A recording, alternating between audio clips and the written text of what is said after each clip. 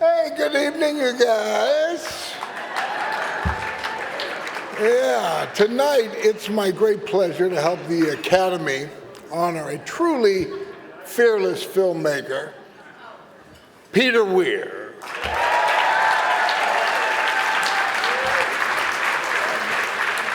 I love and respect you so much, Peter. I can remember the first bit of direction that you gave me.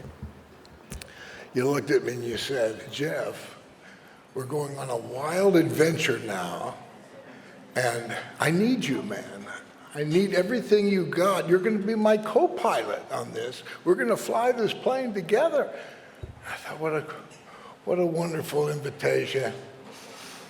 And then I thought, gee, our movie's about a plane crash. I'm not going to be helping you drive this thing into the ground, man. But I'm glad it didn't work out that way. Had a wonderful experience, a terrific movie. Most people enjoyed it, though I did run into some folks who saw it on an airplane. Can you imagine? Yeah. Nightmare. But I got to thank our mutual, dear, wonderful friend, Robin Williams, for bringing us together. Yeah. Robin and Peter had worked on Dead Poets Society. Both were Academy Award nominees for that. And shortly after that, I worked with Robin on The Fisher King. Yeah, and all he could talk about was what a wonderful experience it was working with Peter. And Robin, you were right, man. I mean, everything you said about him was so true, and then some. You know, one of the things I think most actors here will agree with me, but we look towards the director to set the tone, you know, of the set where we're all going to be creating. And this wild invitation, you know, to be his co-pilot, that was such a vote of confidence. And it was a great example of the tone that just permeated our set, you know, one of collaboration, interdependence, and truth. That's another thing that Peter was always shooting for, the truth in the movie. You know, what were these characters really going through? And to help us really feel that, he invited a couple who had survived the United Airlines flight 232 that crashed in Sioux City, Iowa, in that cornfield. And wow, what a remarkable meeting that was. The woman was there, just like Isabella Rossellini's character was there, having her husband up there in the plane. And the fella said, and he was talking like it was just happening yesterday. It happened maybe 10 years ago, but he was so emotionally engaged. And he said, you know, we were up there for 45 minutes knowing that we were going to crash. It wasn't like, oh, we're crashing, boom. He was up there for 45 minutes. And he said it was so surprising that you would think there was kind of be panic and hysteria, but no, that wasn't the case. It was very calm, quiet, and he said the airplane cabin was filled with love. It was like a love bomb went off, and everybody was so still. He looked across the aisle and saw an old woman there who was frightened, and he thought, you know, it's as if she's my mom, remember? And he said, no, it's not as if she's my mom, that's my mother. And he grabbed her hand and helped her through the experience of the crash. And after the plane crashed, that spirit continued. They moved out of that plane like they were just one being, all looking out after each other. And that feeling, that was the feeling that Peter said, yeah, that's what it's all about. This feeling of love and moving together, this interdependence.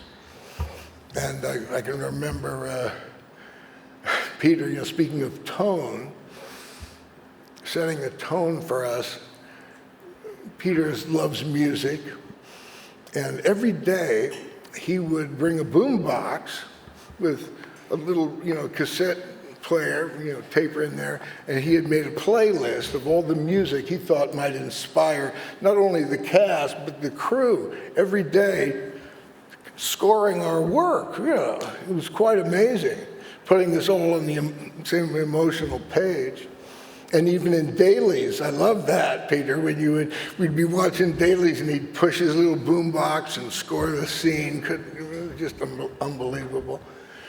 And at the end of the film, he gave us all our own copy of that tape so we could remember that wonderful music. But since truth is such a feature in all of Peter's films, I got to tell you the truth.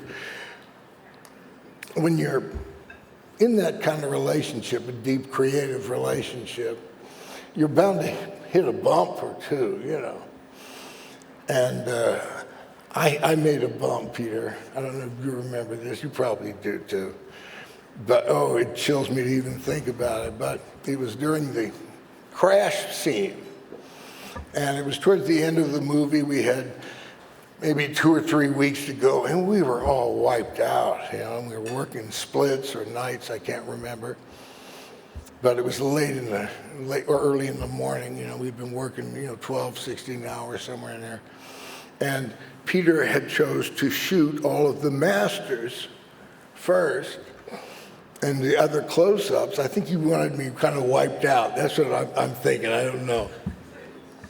But he gets to my shot, and it's down low and the seat's shooting up.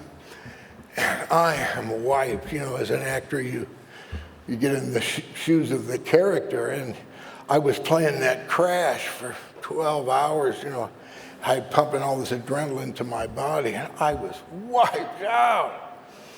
And the camera is shooting up there, all right, action, you're about to hit the ground, take one, all right, cut. Then Peter looks at me and he says, next take, don't open your mouth. And there was a switch flipped in my head, man. And I went, oh, well, I can go, ooh, ooh, or how about, and I went on for a psychedelically long time. It was really silly. And after a long pause, Peter goes, yeah, do it like that. And this totally implacable expression in his face. And I said, oh, man, I've really blown this beautiful atmosphere that our director has created. What did I do? And we left that morning, that day after work, and it was, kind of feeling sad. The next day before work, I had dinner with my dad, who I was seeing quite a bit at that time, and was telling him what a wonderful time I was having with Peter.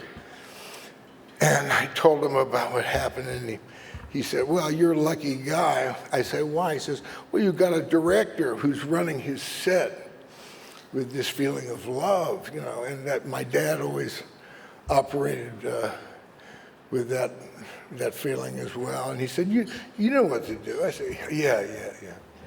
So we show up the day at work. Early in the morning, I'm in my trailer, and I hear, and it's Peter there, and he says, what the fuck was that? And I say, come on in, Peter. And I start sobbing, and I start hugging him, because I felt, here I am, Peter's co-pilot, letting my captain down, man. I felt so terrible. But I decided, I'd go over and apologize to the cast and the crew for disrespecting our director and them too, because they'd all been working just as hard as I had. But I said, I'm back, my sanity is returned. I want to finish this movie with that same energy that our beautiful director had us all going on here. And because of that, because we had established that kind of love, interdependent, intimate relationship, friendship, that bumps like that can be wonderful gifts. You know, they can be opportunities to rise above that. And that's kind of what happened that week, Peter, I think. And we gave us the next jolt of creativity to kick on the next 3 weeks. And it was just a wonderful experience. And I love you so much, man. And I admire you so much. Let's take a look at some of Peter's truthful, powerful movies.